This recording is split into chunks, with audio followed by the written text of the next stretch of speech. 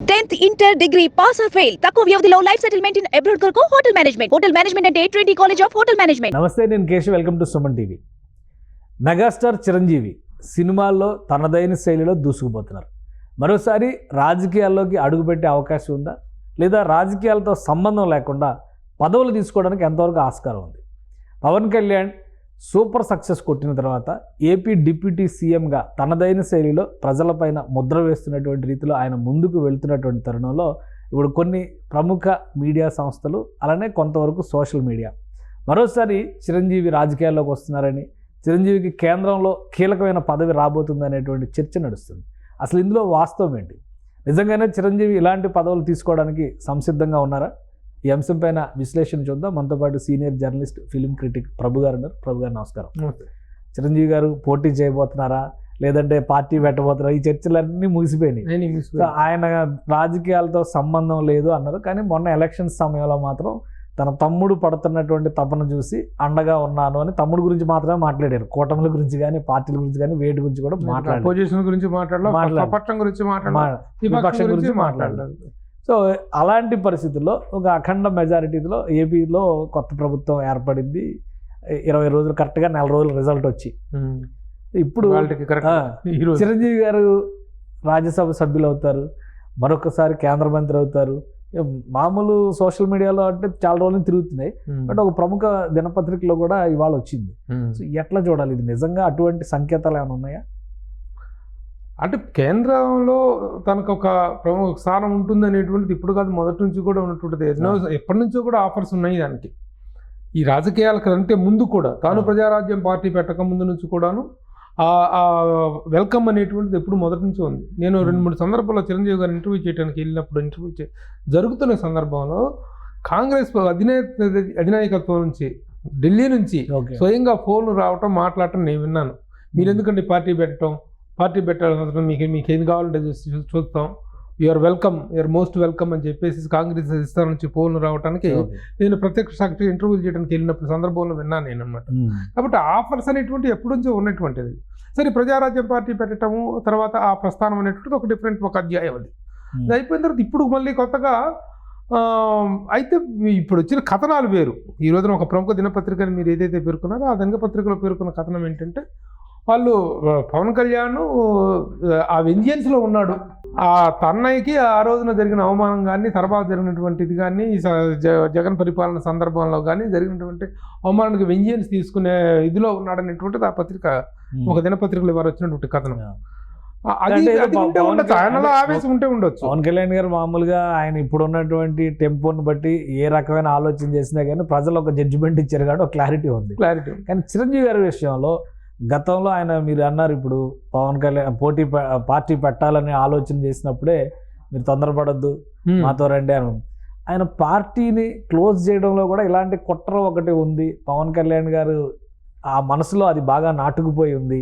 చిరంజీవి గారి చేత బలవంతంగా పార్టీని విలీనం చేయించారు. ఈ తరహాలో కూడా ఆ కథనాల్లో పేర్కొన్నారు. ఒకటి మాత్రం నిజమా? అట్లాంటి నిజం కూడా. ఎందుకంటే చిరంజీవి గారు నిజంగా ఉక్కిరి బిక్కిరి అయిపోయారు పార్టీని నడపడంలో కానీ, పార్టీ ఈ రాజకీయ పరమైనటువంటి కుట్రలు కుతంత్రాలలో తాను ఇముడ్చుకోలేనటువంటి ఒక సఫికేటెడ్ ఫీలింగ్ని తను అనుభవించాడనేటువంటిది అందరికీ తెలిసినట్టు వాస్తవం, తను కూడా రియలైజ్ అయినటువంటి వాస్తవం.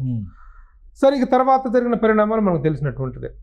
ఆ సందర్భంగానే ఇప్పుడు ఎన్నో సార్లు తను రాజకీయాలకు శాశ్వతంగా నేను అవే అనేటువంటి విషయం స్పష్టంగా చెప్పినటువంటి మాట కూడా నిజం. ఆ రోజు కుట్రలు జరిగినటువంటి మాత్రం వాస్తవం. ఇంత మామూలు పర్సంటేజ్ 16% అవతల రాజశేఖర్ రెడ్డి, చంద్రబాబు నాయుడు 16% ఓటింగ్, 68 లక్షల ఓట్లు, 18 సీట్లు గెలుచుకున్నటువంటిది.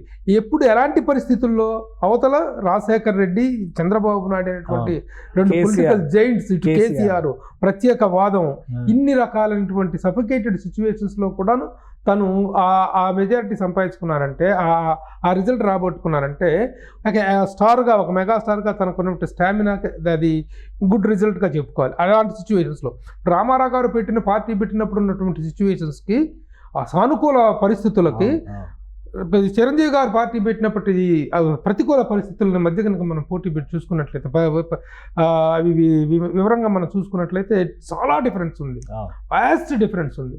దానికి తోడు చిరంజీవి గారిది మెతక స్వభావం అంటే he doesn't want to enter going to ఇవి కాంట్రవర్సీస్ కానీ వివాదాలు, మాటకు మాటలు, నువ్వంటే నేనంటే నువ్వు కొడితే నేను కొడతా, ఇటాటి టైప్ ఆఫ్ మాటకు మాట ఇలాంటివి ఉండవు ఆయన దగ్గర. ఆయనదేమో ఫెయిర్ పాలిటిక్స్, పవన్ కళ్యాణ్ ఏమో ఫైర్ పాలిటిక్స్. కాబట్టి తను ఈ రోజున ఆ ఫైర్ పాలిటిక్స్తోనే తను వెళ్ళగలిగాడు. ఫెయిర్ పాలిటిక్స్లో ఎంతవరకు వెళ్ళగలగాలో అంతవరకు వెళ్ళగలిగాడు. తను విత్డ్రా అయ్యారు గౌరవప్రదంగా. That is the difference. Chiranjeevi గారు నిష్క్రమించినటువంటి విధానంలో కూడా కొంతమంది కుట్ర ఉంది వెనక అనేది డెఫినెట్గా ఉంది.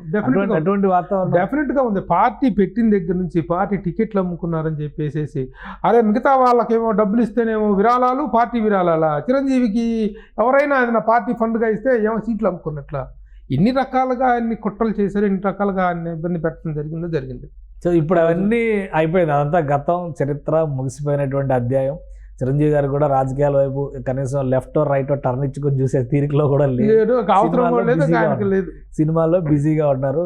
ఇక ఆయన లైఫ్ మొత్తం ఆర్ట్ ఫీల్డ్ అనేటువంటి ప్రజెంటేషన్ చేస్తున్నారు. ఎందుకు వస్తున్నాయి ఇప్పుడు? మరి మళ్ళీ రాజ్యసభకి వెళ్తారు, మళ్ళీ కేంద్ర మంత్రి పదవి. రాజ్యసభకి వెళ్తారంటే ఏదో నామినేటెడ్గా రాష్ట్రపతి కోటాలో కళాకారులకి ఇట్లా నామినేట్ చేసేటువంటి సంస్కారం పద్ధతి ఉంటుంది కాబట్టి ఆ విధానంలో వెళ్ళారంటే అనుకోవచ్చు. కేంద్ర మంత్రి కూడా అవుతారని ప్రచారం చేస్తున్నారు. ఏంటి ఇది జరగచ్చు, there may be a possibility. ఎందుకంటే ఇప్పుడు ఈ కేంద్ర ఇదిలో ఈ ప్రయారిటీ అనేటువంటిది ఇప్పుడు కొత్తగా ఏర్పడింది కాదు. ఈ మొన్నటి రిజల్ట్ తర్వాత వచ్చినటువంటి ఇది కాదు, ప్రాతినిధ్యం కాదు, ప్రాచుర్యం కాదు, ప్రత్యేక ప్రతిపత్తి కాదు, ముందు నుంచే ఉంది. ఎందుకంటే మోడీ గారు బీజేపీ పాలసీ ఏంటంటే సౌత్లో కూడా బలమైనటువంటి స్టార్స్ని, వాళ్ళ అభిమానుల్ని మనం చేసుకోవాలి, బీజేపీకి సౌత్లో కూడా ఒక స్టాండ్ తెచ్చుకోవాలనేటువంటి ప్రయత్నాలు ముమ్మరంగా చేస్తున్న విషయం మనకు తెలిసిందే. వాటిలో భాగంగానే ప్రతి స్టార్కి ఇవ్వాల్సిన విలువ ఇస్తున్నారు, గౌరవం ఇస్తున్నారు. సందర్భం వచ్చినప్పుడల్లా వాళ్ళని ఇచ్చేస్తున్నారు. ఇప్పుడు మొన్న లాస్ట్ ఇయర్ ఇదే రోజున అల్లూరి సీతారామరాజు రాజమండ్రిలో జరిగిన జయంతి రోజున భీమవరంలో జరిగినప్పుడు ప్రత్యేకంగా ఆయన ఆహ్వానించి ఇచ్చేయటం జరిగింది. అలాగే కూడా చాలా సందర్భాల్లో కూడా ఆయనకుండే ప్రతి ఇదిని ఇస్తున్నారు, ప్రతి సందర్భాల్లో కూడా ఆ విలువ గౌరవం ఇస్తున్నారు. పద్మ విభూషణ్ ఇచ్చారు. సో ఇవన్నీ కూడాను ఆయనకు ఆల్రెడీ ఉన్నటువంటి చరిష్మాకి, ఆయనకు ఆల్రెడీ ఉన్నటువంటి వాల్యూకి ఇస్తున్నటువంటి వాల్యూ. సో అంటే ఇప్పుడున్న పరిస్థితుల్లో రాష్ట్రంలో బలమైనటువంటి ప్రభుత్వం, కూటమి ప్రభుత్వం, ఎన్డీఏ ప్రభుత్వం ఏర్పడింది. సో కేంద్రంలో కూడా ఎన్డీఏ ప్రభుత్వమే నడుస్తుంది. చిరంజీవి గారికి ప్రత్యేకంగా ఈ పరిస్థితుల్లో కేంద్ర మంత్రివర్గంలో తీసుకోవాల్సినటువంటి ఆలోచన కానీ లేదా ఆయనకి ఆఫర్ చేసేటువంటి పరిస్థితులు కానీ ఉన్నాయా? అవతల వైపు నుంచి ఉన్నాయి. To what extent he will go and he will accept. Governor పదవి అంటున్నారు, ఏదో రాష్ట్రానికి గవర్నర్ పదవి అంటారు. గవర్నర్ పదవికి వెళ్ళి గవర్నర్ పదవి అనేటువంటిది మనందరి దృష్టిలో మనకు తెలుసు, అదొక రాజకీయ పునరావాస కేంద్రం, ముళ్ళ కిరీటం పునరావాస కేంద్రము, వృద్ధాప్య పెన్షన్, రిటైర్మెంట్. గవర్నర్ పదవికి వెళ్ళారంటే రిటైర్మెంట్ ఇది అంటారు. గవర్నర్ పదవికి వెళ్ళి చిరంజీవి గారు సినిమాలు కూడా చేయడానికి అవకాశం ఉంటుంది. ఆ ప్రోటోకాల్ ఇది అసలు భరించదు.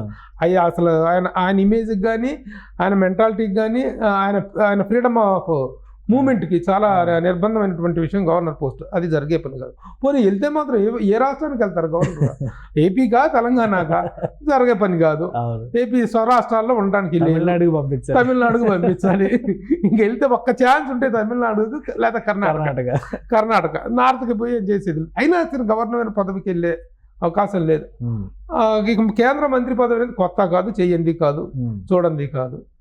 కాబట్టి ఏ స్థాయిలో కాదే గౌరవప్రదంగా అది 12 మంది కోటా ఉంది చూసారా, రాష్ట్రపతి డిస్క్రిమినేషన్లో ఉండేటువంటి 12 మంది నామినేటెడ్ ఇది చూసారా, అది వస్తే మాత్రం గౌరవప్రదంగా అది తీసుకోవచ్చు. దాని ద్వారా ఒక కేంద్ర మంత్రి పదవి అలంకరించడానికి ఉన్నటువంటి ఇదేమీ లేదు.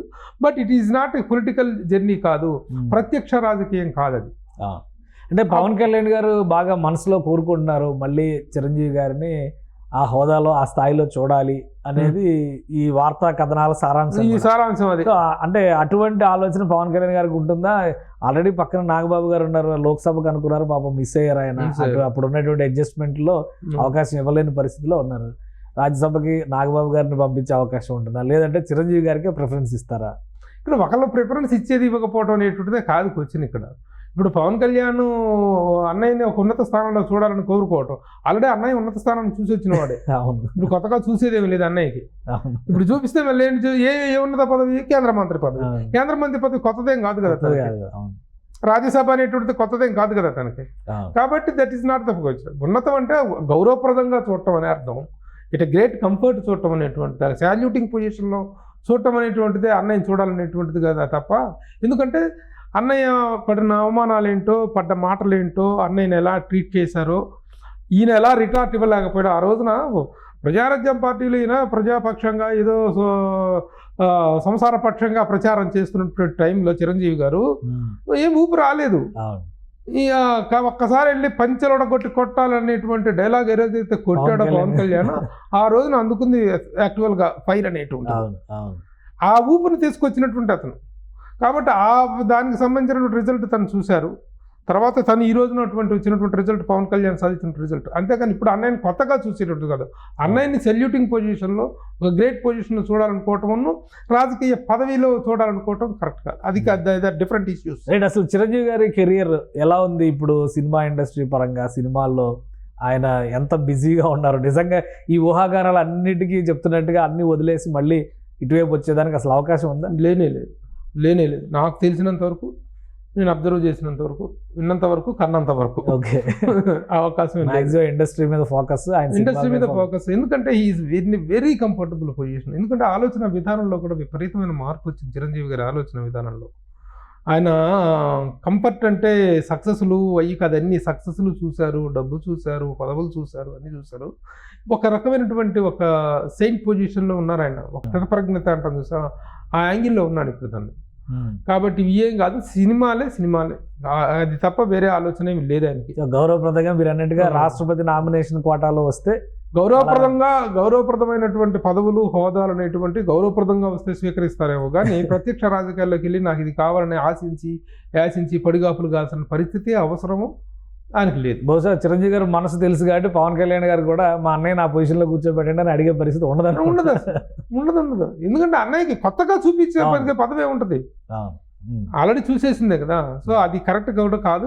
వీళ్ళు అనుకుంటున్నది అన్నయ్యని ఉన్నత పదవిలో చూడాలనుకొని అదేదో రాజ్యసభలో సీట్లో ఆనందం కోసం చెప్పినట్టుగా కాకపోతే ఆ రోజున డయాస్ మీద చిరంజీవి గారిని దగ్గరికి మోడీ గారు రావటం, ఇద్దరు కలిసి ఆ స్టిల్ ఒకటి బాగా పాపులర్, అందరి చేతులు ఎమోషనల్ గా చిరంజీవి గారు కూడా పవన్ కళ్యాణ్ చెంపలు నిమరటం, అదంటే ఒక ఎమోషనల్ సీన్ గా ఉండిపోయింది.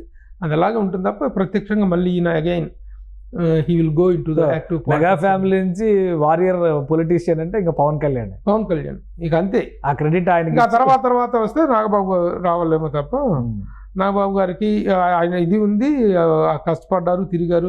అసలు తమ్ముడు అంటే సీట్ల సర్దుబాటు విషయంలో కూడా తమ్ముడు ఎంత త్యాగం చేస్తున్నప్పుడు తనెంతగా సహకరించాలనేటువంటి ధోరణిలో తను చేయటం జరిగింది. కాబట్టి నెక్స్ట్ యాస్పిరెంట్ ఎవరైనా ఉన్నారంటే ఆ ఫ్యామిలీలో దట్ ఈస్ నాగబాబు. కాబట్టి అంతవరకు చూసుకోవాలి. చిరంజీవి గారిని కొత్తగా పొజిషన్లో పెట్టాల్సినటువంటి పొజిషన్ ఇంకా. రైట్. థ్యాంక్ యూ ప్రభు గారు, మీ అభిప్రాయం తెలియజేసినందుకు. ఇది మెగాస్టార్ చిరంజీవి గారు రాబోయే రోజుల్లో సినిమా ఇండస్ట్రీకి, తన సినిమాలకి, ముఖ్యంగా కళారంగానికి అంకితం అవడానికి ఆసక్తిగా ఉన్నారనేది ప్రభు గారు చెప్తున్నటువంటి మాట.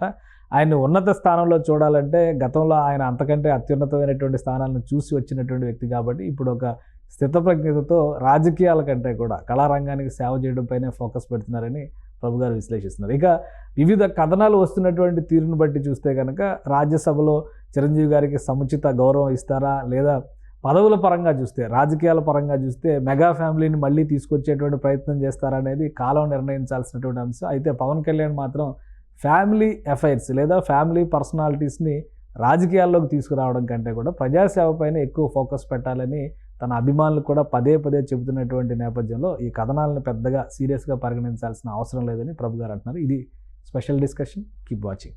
సుమన్ టీవీలో మీ పర్సనల్ అండ్ బిజినెస్ ప్రమోషన్స్ కోసం కింది నెంబర్కి కాంటాక్ట్ చేయండి.